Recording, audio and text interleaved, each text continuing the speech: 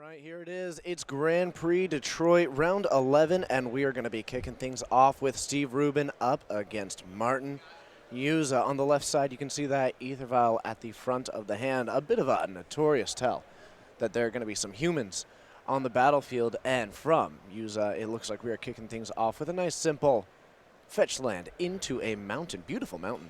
That is a gorgeous mountain, and Martin's playing Hollow One. Oh, yeah. Oh, yeah. Martin also despises humans. Really? Yeah, he likes other people in real life, Uh-huh. but the deck humans he doesn't like. Okay. I just want to specify that. Just to Flameblade Adept comes down to the battlefield. Normally you'll see something like a Faithless One or a Burning Inquiry, Faithless Looting or a Burning Inquiry, but instead we get the 1-mana 1/2 with Menace that whenever you cycle or discard a card, it'll get +1/+0. That's followed up by an Aether Vial here from Steve Rubin. There are a couple of big plays that could end up making this a very powerful Flameblade Adept. Something like a Burning Inquiry, you end up discarding 3 cards, and attack for 4 on turn 2 is nothing to scoff at. not at all. And it's going to be Goblin Lore. We're going to end up drawing 4 cards here, then discarding 3 of them at random. Yeah, and this card can be exceptionally powerful in Martin's deck because if he happens to discard 3 cards and then still have some number of Hollow One left in his hand, those Hollow Ones will be able to be cast for free. In addition, he can discard things that do powerful things in the graveyard, like the Flamewake Phoenix you see there, or something like a Bloodghast. There's going to be an attack in 4. 4, it originally had that 1 power. You add in that +3/+0, and we'll see what we can do. So it's going to go right back there to Steve Rubin. He adds a counter to that Aether Vial. Now there could be something in the way of maybe Noble Hierarch, Champion of the Parish. Yeah, and those things can come down at instant speed now thanks to that Aether Vial. Martin, no Hollow One there. And it is going to be an Ancient Ziggurat. One of the interesting things about this card is that it can only add mana, one of any color, but exclusively for creatures. And we've seen a couple of awkward hands throughout the weekend that include that card. Yeah, sometimes your hand only has 2 lands, both of which are Ancient Ziggurat, and you have Aether Vial along with a bunch of creatures, and the Aether Vial ends up being a dead card because by the time you're able to deploy it, you've already played out your hand. Still, the ability to produce 5 colors of mana off 1 land without taking damage from it is exceptionally strong. Looks like we are going to see a Meddling Mage come down to the battlefield, and we're going to be finding out what that is naming. Up against a deck like this one that has got so many variable elements, a couple of options available. Yeah, it's important to note that Martin's deck has spot removal in the form of things like Lightning Bolt, and that's often what humans will name. Also, if humans has additional information with a card like Kitesail Freebooter, that could affect what they would name. Here, it's Lightning Bolt. Yep, looks like it was Lightning Bolt. We got the update for what that is naming, trying to make sure that at least the removal aspect of this deck is not going to be on the table. And those Champion of the Parishes, if they come down, there is that Aether Vial. There could be another one in hand. There's a lot of capacity for this Humans deck to actually kind of outgrow some of these large creatures from the Hollow One deck. Absolutely. Things like Thalia's Lieutenant and Champion of the Parish quickly get larger than even a Hollow One or Gurmag Angler. And we do see one of those Gurmag Anglers in the graveyard. So 1 less to be looking for. 3 mana available for Martin Juza this turn. He's got that Flamewake Phoenix in the yard.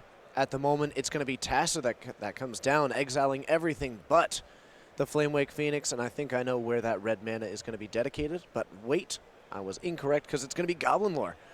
This is going to give that another one of these draw 4, discard 3 at random. That's going to end up giving its boost to that Flameblade Adept, which is going to be attacking in for 4 this turn. Here's our 3 random cards, and it is going to be another copy of Flamewake Phoenix, a Collective Brutality, and a Burning Inquiry. Now it's time to see if there were any Hollow Ones that ended up in that hand. It's just going to be the attack in for 4, cannot be blocked because of that Menace ability. Can't be blocked except by 2 or more creatures.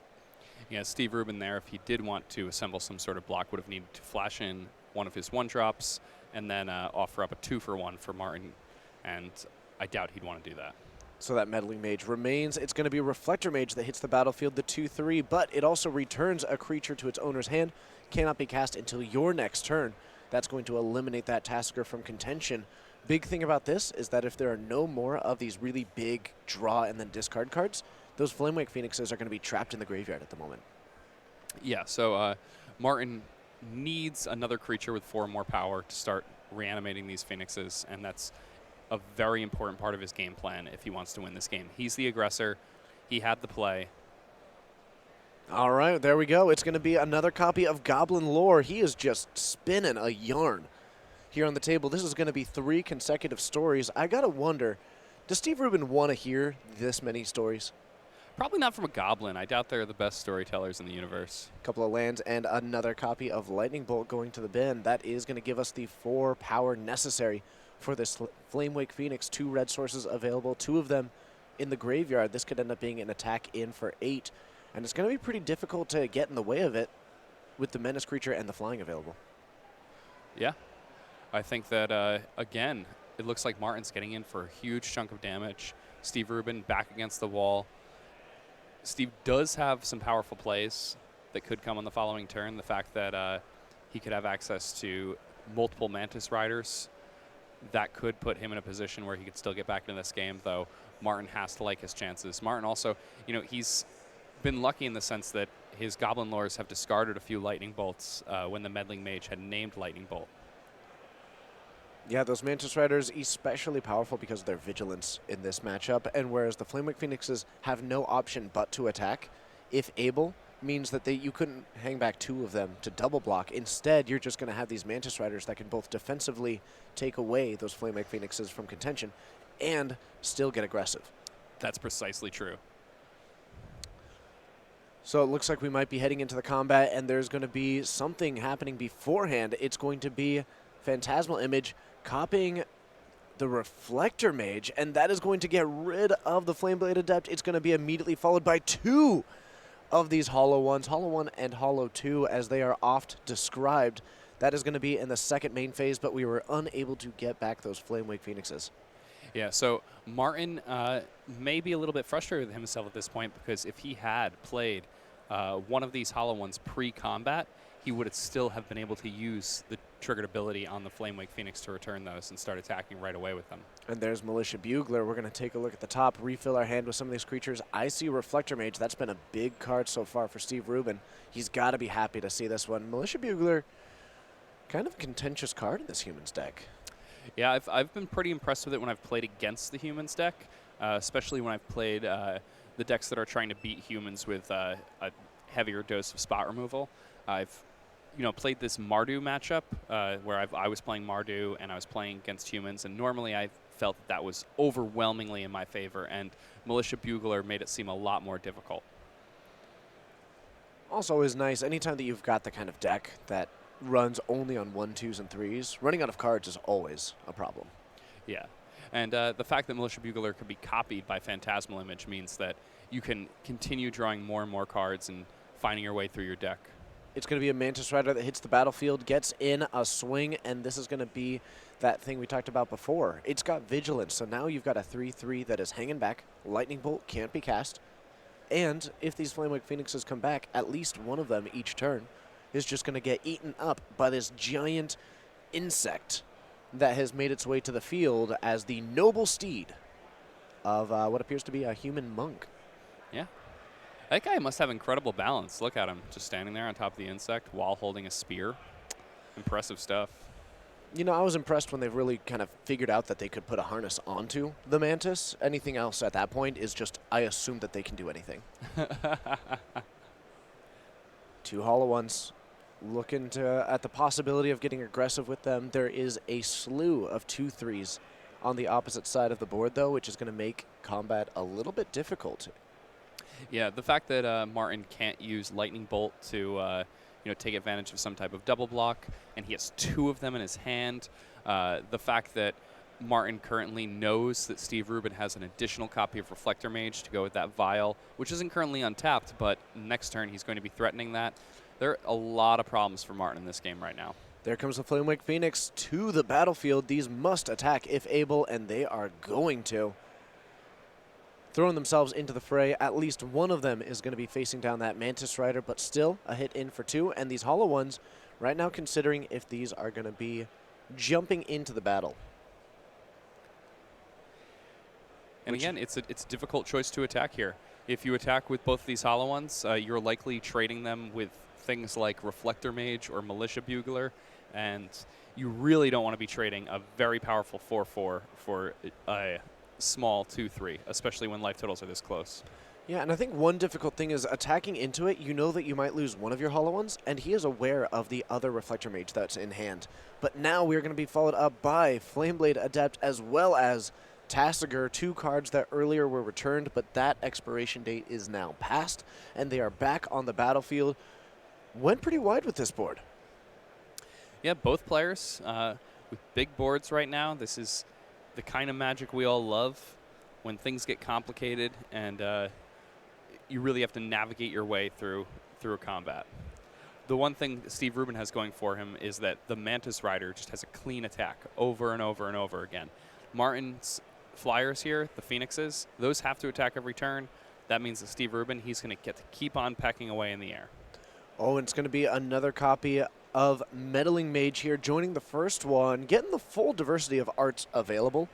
You know, they're both so nice. Let's join it with the original, and we're going to be getting an update on what that Meddling Mage is naming. It's probably just something like a Faithless Looting? You are absolutely correct, actually. It is going to be naming Faithless Looting. You can see that. Actually, I think that's a Burning Inquiry that's in the graveyard. So we haven't seen any copies of that Faithless Looting yet. There's lots of mana available. It's a card that can really churn through the deck. And as a nice little benefit, it's the one that lets you pick what you're going to be discarding, which means that if you had, say, 2 Lightning Bolts stranded in your hand, it'd be able to get rid of those. Flamewake Phoenix jumps onto the battlefield and into the action. One of them will get through. One of them will go right back to the bin. In my mind, I'd like to think that he's going to keep trading which one that he blocks so that it feels a little bit less futile for that one. It's going to be another copy of Militia Bugler. Let's go ahead and take a look at the top, see what we can find. And actually, that is going to be a miss. It does happen. It's not very likely, but the best of us have completely whiffed on Collected Companies, right? I mean, he could have had 4 turns of no creature draws. Yeah. He's dodged that brilliantly. You know, maybe that's the line. I know that I don't have creatures coming up. Let's use this Bugler to clear off the top. Make sure our draw steps are good from now on. Also, Exactly. again, we still know about another Reflector Mage.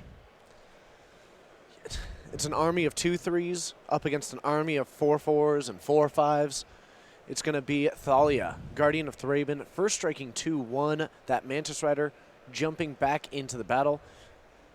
Thalia's going to be against 4 mana. Is that still an effective card? It is. Martin's deck oftentimes wants to be casting multiple spells in the same turn. With a Thalia out, it makes that incredibly difficult. Right now, Martin's entire game plan is essentially shut off by these Meddling Mages.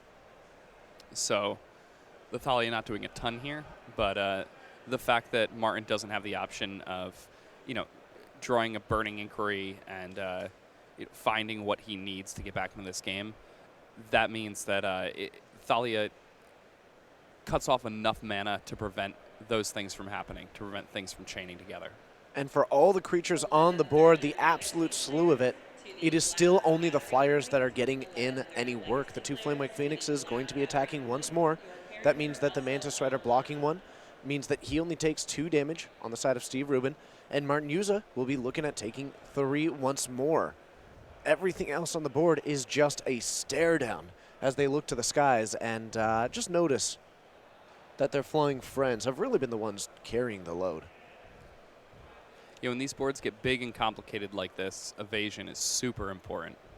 It's going to be Reflector Mage that comes down and gets rid of that Tasigur once more, and looking at Martin Yuza's hand, it is absolutely loaded with Lightning Bolts and Faithless Lootings. Those Meddling Mages have absolutely earned their keep in this matchup. It's going to be a full swing out. Those Militia Buglers do have Vigilance, as does the Mantis Rider. Everything else also jumping into this fray. And that is going to be a pick up there for Martin Yuza. Game 1 going to Steve Rubin and his human army. Yeah, Steve Rubin, a Pro Tour champion, loves these interactive creature decks. Martin, Hall of Famer, capable of piloting any type of strategy. As is Also, Steve Rubin, for what it's worth. also a member of, I think, my favorite named team. MC Squared is a great name. Martin and then Corey and Corey. Oh yeah, it is. It is a good name. I miss the team name part of this. All right, so we're going to join the field of Corey Baumeister and Pete Ingram. And it looks like we have got a Karn on the battlefield. We are going to be adding that one up. It's going to be up to 7 loyalty. Path to Exile going underneath it. An Oblivion Stone, massive amount of mana, lots of basics currently available, and it's a Detention Sphere alone on the battlefield for Pete Ingram. Does that have a Snapcaster underneath it? I think it does. I wonder if he Detention Sphered his own Snapcaster? I'm guessing that Corey used Emrakul the Promised End to take control of Peter's turn, which gave him the ability to use Detention Sphere to get rid of the Snapcaster Mage. And it's possible that that Giant Eldrazi is still somewhere in somebody's hand. I don't see it think in the graveyard. I don't see it in the graveyard anywhere, and I have to wonder if Emrakul is lurking in the hand of Corey Baumeister, somehow finding its way back in there to return to the fray and to exert its control over Pete Ingram once more. I'm interested to see.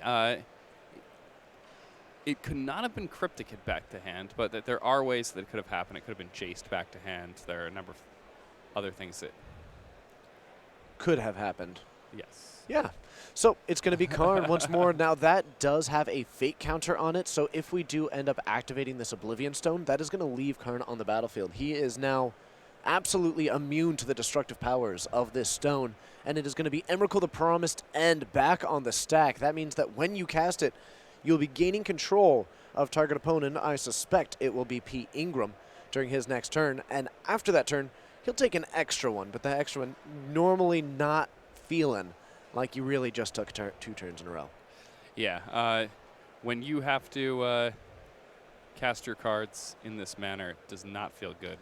And it looks like that is going to be a Snapcaster Mage targeting Cryptic Command, countering it in response and drawing a card. We do still get the ability that came of casting Emrakul. That is a cast trigger, not when it enters the battlefield. But that protection from instance also only applies once it's actually on the field. So let's take a look at what Pete has going on here. I see a Logic Knot there, so Corey could cast the spell himself and then Logic Knot it for 0. It looks Corey like... oh, there's a Supreme Verdict. And then a Field of Ruin and a Basic Plains are the final 2 cards. Yeah. So it's going to be those 2 lands. We are going to Logic Knot the Supreme Verdict. The best part about this is that it actually cannot be countered. Mm-hmm. And so it is going to eliminate the Snapcaster Mage, eliminate the Logic Knot from hand, and the Supreme Verdict now out of contention. It is a Field of Ruin and a land against it all, and that is going to be enough. Corey Baumeister is going to pick up his first game win, leveling out the team scores so far, with Steve Rubin taking his first game against Martin Yuza. So I'm actually staying with Corey this weekend, and something Corey said to me on Friday evening was that he's playing 1 copy of the Promised End because he feels like it increases his game 1 win percentage against blue-white by well over 10%. So there we got to see his plan that he was putting together on the hotel bed on Friday night for playing against blue-white coming to fruition here right on camera in front of all these people. All right, well, we've got Jace the Mind Sculptor alongside a Snapcaster. It's another copy of Blue-White Control, this time in the hands of Corey Burkhart and Frank Scarron. With a Mox Opal, a slew of forests, and a Darksteel Citadel. This looks like Hardened Scales Affinity to me, but it has seen better days. Oh, yeah. When somebody has Jace the Mind Sculptor in play, when somebody has Ascon to the Sunken Ruin going, it's a bad scene. And there we are going to see Corey Burkhart pick up his first win. So now there is 1 win in each of these matches. We're going to be trying to just jump into the fray of another one here. It's back to Martin Yuza and Steve Rubin, Aether Vial and Flameblade Adept. It looks kind of familiar to me. Yeah, the exact same start we had last game, right down to the unclaimed territory. Just like last time, but this time, as they say, Street Wraith cycles pay 2 life, draw a card, and now that is going to be 1 discard for the turn. Something like a Faithless Looting would enable Hollow Ones to join the fray. Does also mean that this Flameblade Adept will be attacking for 2 this turn. Again, it is whenever you cycle or discard. So +1/+0 on this 1/2 at the moment. It is a mighty 2/2. It's actually a 3/2 now. Another Street Wraith at the bin. Oh, you're absolutely right. Look at that. It is going to be another Flameblade Adept that joins and a Wooded Foothills as well. So a hit in for 3, putting Steve Rubin down to 15. Notice here that Steve Rubin, oh, here, I have Thalia, but notice that he leaves that dice on the top of his library. Very important to do that when you're playing with cards that have upkeep triggers. You don't want to forget them. And we do see that Thalia, Guardian of Thraben, join the battlefield. 2 mana for a 2/1 with First Strike. Now, if it can be joined by another blocker, it's going to be very effective against these Flameblade Adepts, but that Menace ability still protecting them. And there's that Aether Vial beside it, but non-creature spells are going to cost 1 extra mana. Maybe a Noble Hierarch floating underneath that Aether Vial? It's possible. That could be a massive blowout here. Martin Yuza with 2 lands available right now, these 2 Flameblade Adepts, and taking a look at his hand, trying to plot out a game plan in a deck that is discarding randomly. Yeah, and even though there's a lot of random to these Hollow One strategies, it's still a very skill-intensive deck. You need to know when to save your discard spells. You need to know when to deploy your big delve creatures. And you need to set up turns where you're going to be able to cast multiple Hollow Ones for free in the early turns of the game. And if you're able to find those things and maximize the efficiencies of all those things, then you can find that this is going to be a really powerful strategy. Looks like a quick correction there. It showed as 15, but it was actually 17 for Steve Rubin. I was wondering where that 2 damage came from.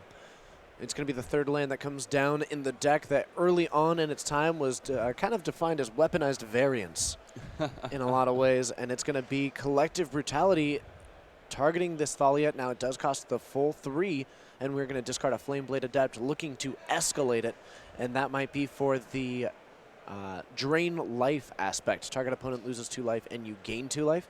This is not a deck that is running many of those instants or sorceries that you were able to get a hold of. So it's 15 to 16, and that actually means that there is still +1/+0 to these Flameblade Adepts. That escalate ability required discarding a card. Yeah, another nice little interaction there. Collective Brutality, a powerful modern card that sees play in a ton of different archetypes, but in this deck in particular, it becomes very strong because of its synergy alongside Flameblade Adept and Hollowed One. And we are going to be firing down Militia Bugler. We see an Auriok Champion is going to be the take. Now this one does have protection from both red and black. Well, I see 2 colors of mana on the other side of the table. I think that protection from red and black might be pretty good. I have to think so. Also, gaining a life whenever a creature enters the battlefield is a nice way to buffer your life total against this, and it's going to be very difficult for Martin to actually remove that card once it comes down to it. It's going to block Gurmag Anglers. It's going to kind of, with assistance, block these Flameblade Adepts. A lot of potential with this Auriok Champion. This is a fan favorite card, a card that many people have loved for a very long time. Keep in mind, by the way, that it actually can still join the battlefield post-combat, anything like that. That Aether Vial on 2 means that you could activate that and add in this Auriok Champion. Now, we're going to have a Faithless Looting fire off. We've also got a Street Wraith alongside it. That's 2 Flamewake Phoenixes now in the graveyard, and because we have discarded 3 cards, that is the magic number needed to have 4 power, and that could mean that both of these Flameblade Adepts will be also joining the fray. We might see the Aether Vial put in the Auriok Champion in response to that, because then you would gain the 2 life for each of them entering the battlefield. That's precisely true, and I think we can expect that. When Martin puts these triggers on the stack, Steve Rubin, he's going to drop this Auriok Champion on the battlefield. He's going to gain a pair of life, and then he's going to take however much damage Martin can dole out by attacking with everything. Quite a bit, as it turns out. He could throw down 2 of these creatures in front of a Flameblade Adept, but otherwise it is still going to be 8 damage that gets through even with that block. So Steve Rubin will be taking a massive hit down to 8 life. Or I'm sorry, down to 4 life. After taking 8 damage. So it's a Flame Blade Adept and these 2 Flame Wake Phoenixes. Needs to address all pieces of this equation. Those 2 Flame Wake Phoenixes, if unaddressed, are presenting lethal on their own. So this lone Auriok champion, even if joined by another blocker, cannot actually do enough to clean this up. However, the small life gain. Yeah, the life gain is going to be a big factor here. I think that with Martin playing creatures, with Martin having creatures return to the battlefield from the graveyard, with Steve Rubin potentially putting 3 more bodies onto the table in the following turn, this Auriok champion is going to repeatedly pad Steve's life total while also providing excellent defense. And if he's able to leverage that enough, he should be able to turn it into victory here. And this is his best sideboard card for the matchup. He was really hoping to draw it. He has it, and Martin has his work cut out for him. Though Martin was on the play with a reasonably powerful Flame Blade Adept draw. Yep, and we do have Tasigur joining the battlefield. That is going to put Steve Rubin up to 5, and this 4/5 will otherwise be contained by the Auriok champion. So now an answer to the remaining, or the original 3 creatures, the red ones, is required, but at least currently that Tasigur is contained. An Aether Vial remains on 2. We're going to join it with a Horizon Canopy. Paying life with that land could be somewhat of a liability, as you're trying to progress creatures onto the board, but in doing so, if you gain a life but also have to pay a life, you end up losing a little bit of the benefit of that Auriok champion, more just achieving balance. Yeah, I think Steve, considering how low his life total is, considering how many points of damage are in the air right now on the other side of the table, he's likely going to be trying to use these Horizon Canopies to draw cards more so than using them to produce mana, especially when he gets to the stage of the game where he's really just playing that racing game. And there's a lot of math involved right now in Steve's decision. Notably, he cannot use that Ancient Ziggurat to actually activate the Horizon Canopy, so he would have to use his Unclaimed Territory in order to do so. Looks like we might see a Noble Hierarch. We're mixing things up a little bit. A lot of potential here. There's also the Aether Vial on 2, so that there could be some ability to sort of respond to your things. He's got that Thalia's Lieutenant in hand, so he could be looking to cast the Thalia's Lieutenant and then flash in something else in response to it. It looks like it is going to be Noble Hierarch that joins the battlefield, however. That's going to gain life up to 6, and now it's going to be, is this going to be Thalia's Lieutenant and then an activation of the Aether Vial in response to that? There we go. It's going to be another copy of Thalia's Lieutenant. Now this is a good spot to be. The first one comes down and it adds in its trigger to put a +1/+1 counter on each other human you control. The new Thalia's Lieutenant comes down to the battlefield and not only adds its own, but it will be putting a +1/+1 counter on the original one and receiving a +1/+1 counter from the original one. So yeah, great sequencing here from Steve Rubin. This is a really nice play with Thalia's Lieutenant. If you haven't played much with humans and you're looking to pick it up, this is one of the plays you're going to need to know to maximize your damage output. You're going to want to cast your Thalia's Lieutenant and put that trigger on the stack, then use your Vial, put another creature onto the battlefield. This will allow your Thalia's Lieutenant to get extra power and toughness while also pumping the creature that you were putting into play. It looks like we were considering getting aggressive with this Auriok champion. It's functionally cannot be blocked against this deck until there are some hollow ones on the battlefield. But right now, you can't really stop it, and Steve Rubin is going to need to find a way to win because he is still in the position of taking that damage from the Flamewake Phoenixes. None of these have answered the flying problem. This does leave back 3 blockers, 2 of them for a Flame Blade Adept, 1 of them for a Tasigur. Steve, understanding that this is a race, he knows that Martin is on offense, but he can't continue to play a strictly defensive game. Needs to figure out the push and pull, if you will, to find that angle for victory.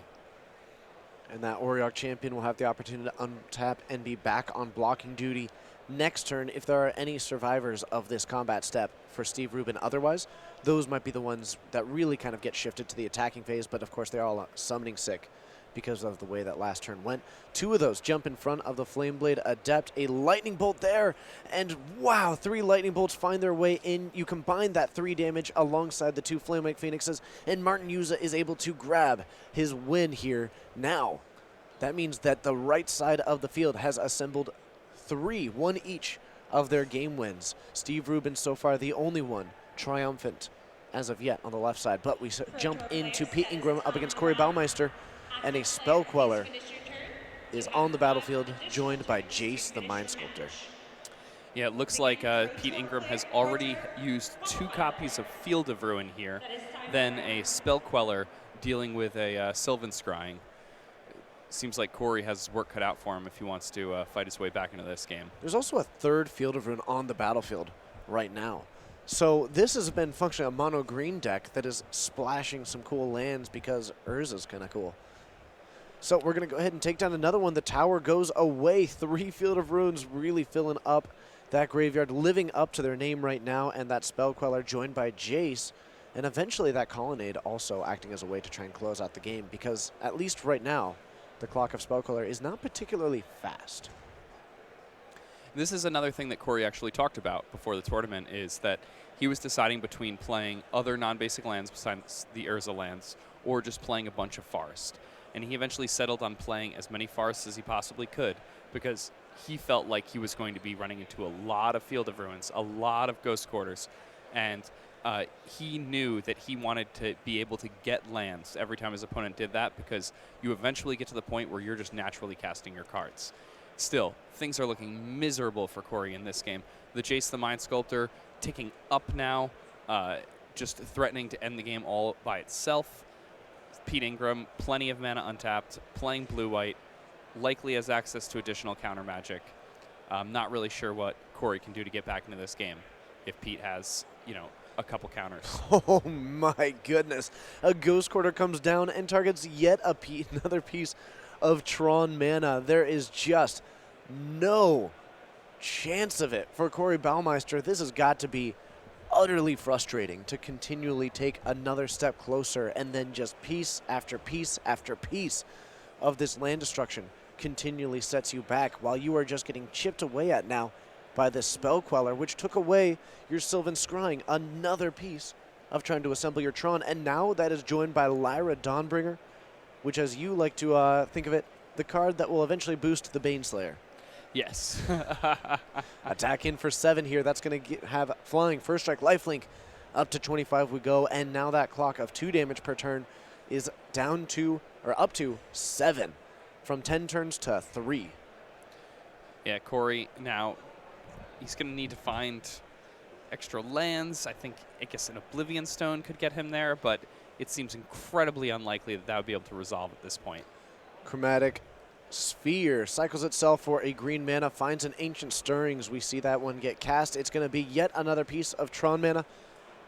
If That's we his see 4th tower. If we see one more Field of Ruin or Ghost Quarter, Tron is actually just offline. Yes. Barring Crucible of Worlds or something like that, it is just gone.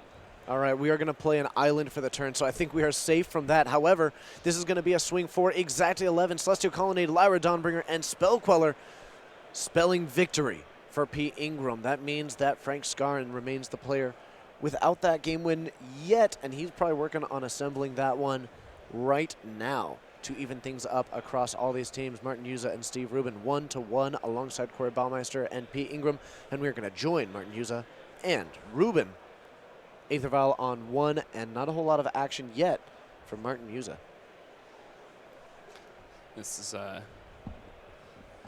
believe, the end of Steve's 2nd turn. 2 of these Cavern of Souls. Beware counterspells. You won't have any place here. All right, 2 mana. It's going to be a Goblin Lord. Let's go ahead and draw 4, discard 3. A little bit of a spin on it, though. Let's keep it fresh. Let's make it at random. I've always kind of hoped that this deck would really just lean into its theme and start casting Faithless Lootings and then just still discarding at random. Go all in, you know? All right, so we are going to... Looks like we didn't actually pitch anything like a Hollow One, anything like that. So overall, gotta be feeling pretty good. I see a Tasigur. I see a Collective Brutality. I see... What's that other one? Is that a Slagstorm? It looks like one to me. Yeah, and, Martin definitely not happy about discarding that Slagstorm. That is going to be one of his very best cards in a matchup like this. Now, it's his only copy, so that's no longer going to be a factor here, and Steve doesn't have to worry about it anymore. All right. Hollow One jumps onto the battlefield. It's going to be a 4-4 looking down that Champion of the Parish. 2 Cavern of Souls and this Aether Vial on 2. But it's just going to be a pass back here from Steve Rubin. No action this turn. Interesting, Steve. You know, if his hand is a handful of 2-drops, then it looks like they're just phantasmal images. He doesn't necessarily want to use those to copy Champion of the Parish. It's likely that he has some powerful 3-mana cards in hand, and once he's able to start deploying those with the Vial, he can then start deploying the phantasmal images from his hand and just attacking for tons of damage. Looks like he's also got a Hostage Taker in hand as well, so maybe just really floating up on the higher CMC of cards in hand at the moment, and as that Aether Vial continues to tick its way up, it'll really enable a lot more of those plays. I think I saw a Reflector Mage floating around as well. Yeah, Reflector Mage, another really nice one. Hostage Taker, a long way off now, but still a powerful play later on. Does he actually have one in hand? I believe he does, yeah. I think I saw one. So it is going to be another one of these Goblin Lores continuing to just spin the wildest of tales. We are going to draw 4 cards, discard 3.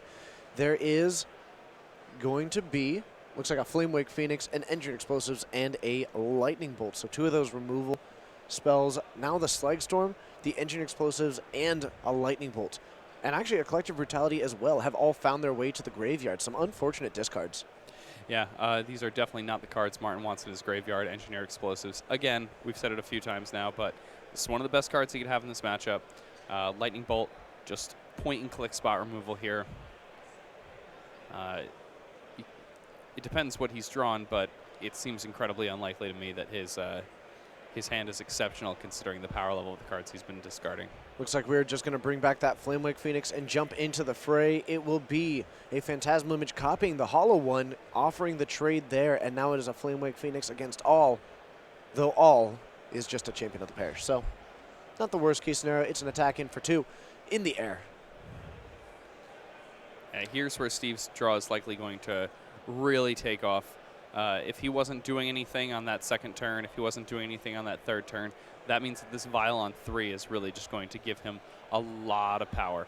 I expect something like a Meddling Mage. I expect something like a Mantis Rider, and he's likely even going to follow that up with a Phantasmal Image.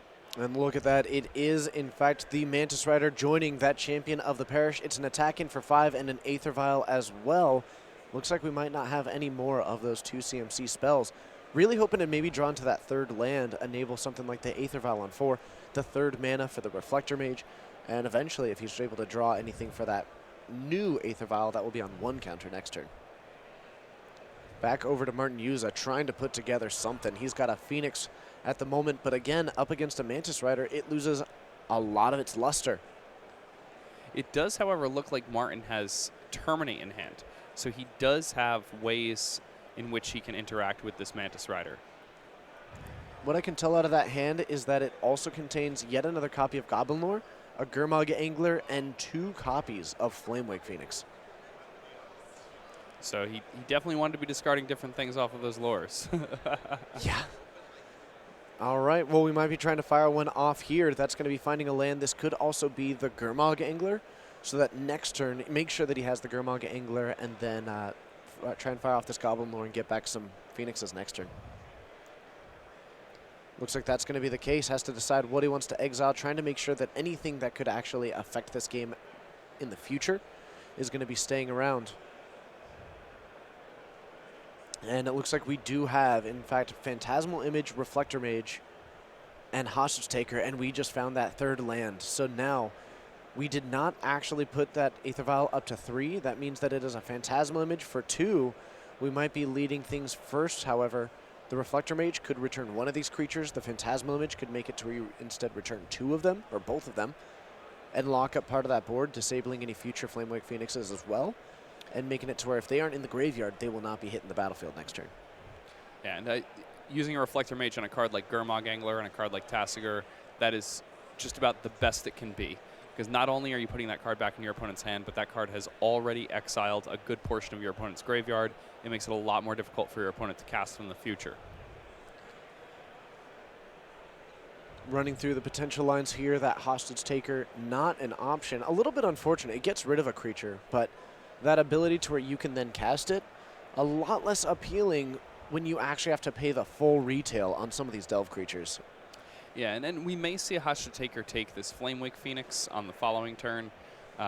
Once that Vial gets up to 4, that seems like the most likely of outcomes at this point. Looks like it's going to be Phantasmal Image, and we are going to copy that Reflector Mage. Not too worried at the moment about trying to take control of it. It's just going to be a nice, clean attack in for 4, and it's right back over to Martin Yuza. 4 mana, no plan. I think he drew into a Street Wraith. He does have that Goblin Lore, and it might just be firing that one off and hoping for the best. Yeah, sometimes the best you can do is cross your fingers. Never know. Maybe draw a couple hollow ones, discard all 3 Flamewake Phoenixes, play a land, go to town. That would be good. That would be really good. We are going to use those 2 basics, fire down this Goblin Lore. Let's see what we can come up with. I've seen crazier things. Not many, but a few. All right. So I got to set my sights higher, is Yeah. what you're telling me. One time I saw 2 dolphins jumping out of the water at the same time, like just at the beach, not like at an aquarium or anything. That is not what I expected. You know, I was expecting like a magic story or something like that. I was like, dolphins and magic. I know killer whale, but all right. So we're going to discard one of those Flamewake Phoenixes, makes its way to the bin alongside a Street Wraith and a land. That means that we do still have 2 of those trapped in hand at the moment alongside that Gurmag Angler. Neither can be cast because of Reflector Mage. Says that that creature cannot be cast until your next turn, and that's going to be Steve Rubens.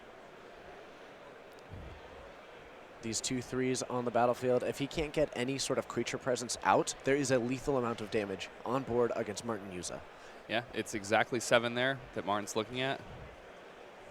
Just to highlight another situation that's happening, while we do know that both Table B and C are at 1-1, up at the top, Corey Burkhart has actually sealed away the 2 game wins necessary. So this, or the match between Pete Ingram and Corey Baumeister resolving, could decide the match if the player on the right side wins.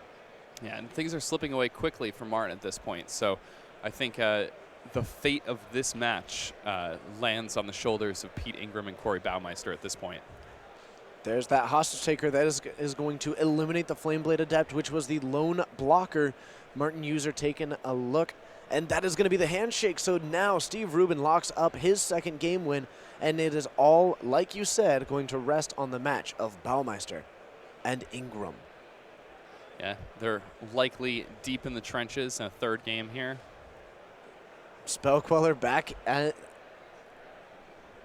All right, so the Spellqueller is back on the scene, but it is joined by an Oblivion Stone and an Expedition Map. Tron this time not being nearly so affected as we saw, even so far as going for Sanctum of Ugin as opposed to another piece of redundant Tron. Now this is going to be a really nice card against this blue-white control deck against Counter Magic. Yeah, now this Sanctum of Ugin will allow Corey to go through his deck, find this copy of Emrakul the Promised End. It could also find him a copy of Ulamog the Ceaseless Hunger, and even now we see Karn Liberated coming down, and Pete Ingram needs to have a piece of Counter Magic. So Karn is going to be entering the battlefield with 6 loyalty. If it does enter, we'll have the option of either adding 4 and having Pete Ingram exile a card from his hand, or it could go -3 and target either the land or that Spell Queller. Targeting the Spell Queller would give him the opportunity to cast that Ancient Stirrings and add yet another card to his hand. And Pete Ingram, I think, running through his options, if he has Counter Magic, this strikes me as the kind of card that you should probably prioritize. Yes, I think if Pete Ingram does have Counter Magic, he's deciding what counter he is actually going to use, but no such luck. It's Sanctum of Ugin now firing, and it is going to be, Cryptic Command. Okay, so we are in fact going to be countering that and returning the Sanctum of Ugin to the hand. This is in response to the ability. So you would, while that is on the stack, you would then sacrifice it, but instead bouncing that Sanctum of Ugin back to the hand, preventing that happening. The Karn hits the graveyard, and I mean, that's time, which sometimes is all that you need. yeah, and a really tight play there from Pete. recognizing that he could not only be countering that Karn, but he could also be preventing Corey from, deploying, or rather searching up another powerful threat. Looks like it's going to be Ancient Stirrings from Baumeister. He's going to find a Walking Ballista, replay out that Sanctum of Ugin, and we are counting up the mana at the moment. This is going to be a large. 10 mana? So that's a 5/5 Walking Ballista? Whew. That's not bad. Also, that does have a fairly high converted mana cost. It does. For 10 is a big number. 10 is a large number. Looks like he may be just putting that back to his hand at the moment, deciding if he wants to commit to that one or go for a different play. He does have the option of using this Oblivion Stone to disrupt the Spell Queller and just fire off another Ancient Stirrings if he so chose. Yeah, and Corey has plenty of time here. By having that Oblivion Stone on the battlefield, the main thing you're worried about with tapping down to less than 5 mana with Oblivion Stone is that your opponent could use Teferi, Hero of Dominaria, to put that back into the top of your library. But you're not really under that much pressure from the Spell Queller. So right now, just having that Oblivion Stone in play, leaving 5 mana untapped, that gives you the power to prevent your opponent from deploying the Planeswalkers that really let them bury you in card advantage. And he draws another copy of Walking Ballista here. It's going to be yet another one of these Tron lands that joins the battlefield. That makes the number 12 currently. And we are going to deploy one of these that is going to be quite large. This is for 8x will equal 4. That does allow him to trigger this Sanctum of Ugin. And it means that this is large enough to eliminate the Spell Queller and still remain alive and on the battlefield. Yeah, and I like this a lot from Corey because Pete Ingram, again, he's going to be forced to use Cryptic Command here. Just like last time, we're going to bounce the Sanctum of Ugin while eliminating this Walking Ballista. And now the beauty of it is that Corey Baumeister has left himself 5 open mana. Yeah, and worth noting, though, Pete Ingram, he has more counter magic in hand. He's playing an effective tempo game right now. He's pressuring Corey's life total. Now he has Corey down to 8. He has 4 points of power on the table. I wonder if there's a consideration if there was 1 more mana on the table. There'd be some really cool plays with maybe like his Cryptic Command, returning some of these creatures to save for later, anything like that. He could then reuse the Spell Queller. But instead, we're going to fire off this Ancient Stirrings, find another copy of Walking Ballista. That makes his 3rd so far, and it looks like post-draw step, we are going to take a look at it. We see both of these Walking Ballistas. One of them should be able to pretty tidily answer this Vendilion Clique because now there is not Cryptic Command mana available. Only 3 remains after this Vendilion Clique. So an interesting thing happening here is that I believe Pete Ingram had another copy of Cryptic Command in hand, and he just tapped down to less than 4 mana. This leads me to believe that he likely has another piece of counter magic. And, Corey, he just may get tempoed out in this game. He's down to 8, 3 attacks from this Vendilion Clique, and the game's going to end.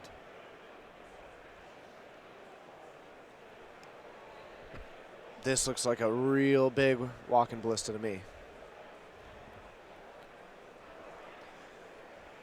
Yeah, I think a teammate may be telling him to untap the tower and tap a mine or something because it looks like it was an odd amount of mana. Or maybe just There you leaving go. up. Okay. So it looks like that. I think right now that is, in fact, okay. Because that tower was in there. Yeah, that's what I was a bit Yep. confused about. All right, this is going to make X equal 4. This time, Sanctum of Ugin is finally able to resolve. I'm really hoping to see that Emrakul Promised end as this kind of final card. This has been a really cool card to watch resolve. I haven't had the opportunity to see it for some time. And now this whole weekend, every time it hits the battlefield, it is just a splash. Though, we might be looking at Ulamog. A little bit more conventional. I guess that's fine. Yeah, things are definitely interesting here. Pete Ingram, I believe he has Ceremonious Rejection. Oh, this is exciting. So the end has been promised. We don't know what direction it's going to go in yet, but we know Pete Ingram has Ceremonious Rejection in hand. I just saw that. He also has access to more Snapcaster Mages. That means Pete Ingram has a lot of power waiting in the wings, and Corey's going to have to figure this one out. That's going to be a Ceremonious Rejection, eliminating that Walking Ballista. Do we have enough mana this turn? I would question it. if we had enough to actually cast that Emrakul this turn, but that would be certainly something for the ages. We're going to have those 2 cards that are currently revealed, an Expedition map down to the battlefield, and you know what? Another one too. Corey's ready for any kind of adventure, and now it is a question of can Pete Ingram get in enough swings before this absolutely devastating Emrakul comes down to the battlefield, and not only that, but somehow survive the extra turn taken and answer the 13-13 flyer. Yeah, and it's a tall order to be sure, and things become especially difficult when you take into account the fact that the clock has run out. So suddenly these players not only have to figure out a way to, right now, so they just announced turn 0. So right now, not only do these players have to figure out a way to stop themselves from losing, to find their way back into this game, but they also have to find some route to victory in the not-too-distant future. It's another copy of Vendilion Clique. It is legendary, so that is going to eliminate the previous one. Again, we're seeing another situation of mixing up the arts a bit. Steve Rubin was doing that with his Meddling Mages, I believe, and it looks like Pete Ingram has decided to follow suit with his Vendilion Cliques. That is brutal. Now it is a Chromatic Star and a Horizon Canopy. He's not going to be able to draw to the Emrakul. That's on the bottom of the library, and he could, in theory, crack this Expedition map to shuffle and then try and draw some cards. Otherwise, it might just be hoping for an Ulamog. Yeah, and Ulamog may be good enough, again, but this is such a rough spot. How many copies of Walking Ballista? So he does run the full 4 copies of Walking Ballista. Yeah, Corey playing no Wormcoil Engines this weekend, instead choosing to play a full 4 copies of Walking Ballista. He feels like Walking Ballista is significantly stronger against decks like Blue-White. It's a significantly stronger card against Humans decks, where the Wormcoil Engine often just gets completely blown out by a Reflector Mage. So we are going to activate this Expedition map, looking to shuffle things up a little bit. It's going to be finding us another copy of the Tower, which will make, I think, anything that he draws, if it is what he's looking for, castable. My goodness. Is it just down to Horizon Canopy? What's the card? Thragtusk. Oh, and Thragtusk is quite interesting because we know that Pete is leaning pretty heavily right now on inexpensive counter magic, and I don't think much of that inexpensive counter magic interacts properly with a Thragtusk. So now, the issue that I see is that with this being turn 0, the Thragtusk cannot deliver a lethal amount of attacks. It cannot. So we're going to go ahead and activate this land. We're going to get a colorless mana that is floating about. And can these 2 cards in hand, is one of those a Karn? I'm not sure. I don't think a Karn would quite do it either. Looks like we're going to activate 5 mana here, and it is going to be that Thragtusk that hits the battlefield. This is going to throw Corey up to 13 to the 17 of Pete Ingram, and now these 2 players are just looking for a way out. Now, Pete Ingram will have access to 3 attack phases. He does have this Celestial Colonnade in addition to the Vendilion Clique. Yeah, so Corey now, he only gets 2 more turns. It's going to be really hard to find a route to victory in just 2 turns. Oh, it looks like this is in fact turn 2. I'm sorry, I thought he was going to be turn 1, but that turn 0 was for Pete Ingram. Corey Baumeister was turn 1. Got it. So, 3 damage from the Vendilion Clique, has the potential of the Celestial Colonnade. That Thragtusk is currently hanging out, looking to just get the swings back, and it's just the attack in for 3 that we're going to see. There is access to a Snapcaster Mage in hand. Now, this hit will put Corey down to 7, which means that Celestial Colonnade or the Snapcaster, many things could combine to deal that lethal damage. Now we're going to see a Field of Ruin here shuffle up the library.